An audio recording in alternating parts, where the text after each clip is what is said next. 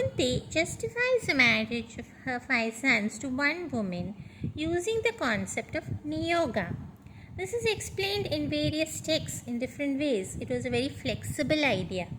In an era which is prior to the time of the epic, younger brothers had rights over their sister-in-law, which is the firstborn's wife, though not the other way round.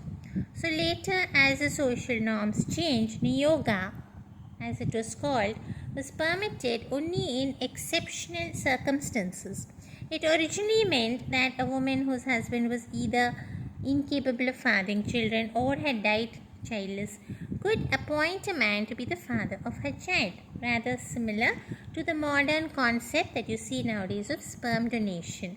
So niyoga also has a societal sanction if a younger sister-in-law became a widow without having any sons. So that particular rule is quoted by Bhishma in the case of Ambika and Ambalika. Hence, Vedavyasa becomes the natural father of Dhritarashtra, Pandu and Vidura. In a sense, this is also polyandry. Niyoga also comes to mean that with the husband's consent, the wife could bear sons from men of any of the three castes, or according to the same school, or according to some schools of thought, only by what is called as Sapinda in Indian culture. Sapinda. So brothers are those who share the same what is called as Pinda in Indian languages. So Kunti and Madi's polyandrous relationships with various gods also had the consent of their husband Pandu.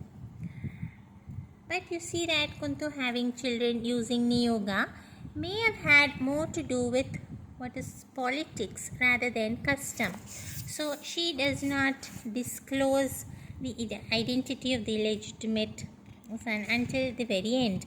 Nor does she ask for her brother-in-law's help in procreation as per custom.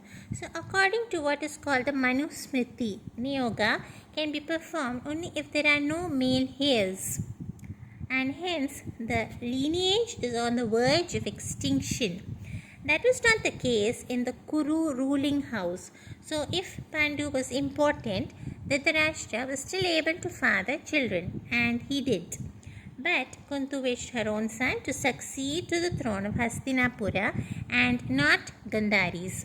So hence in Kunti's niyoga, it was not a brother-in-law or even a mortal who can take part, but the gods themselves. So the Pandavas have thus become known as divine progeny and they are the sons of gods.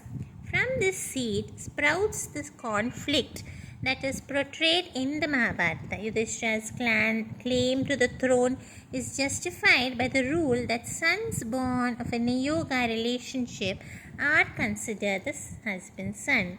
The logic for this is that if a neighbor planted seeds in another's land, when they sprouted, the plants became the property of the owner and not the one who planted them.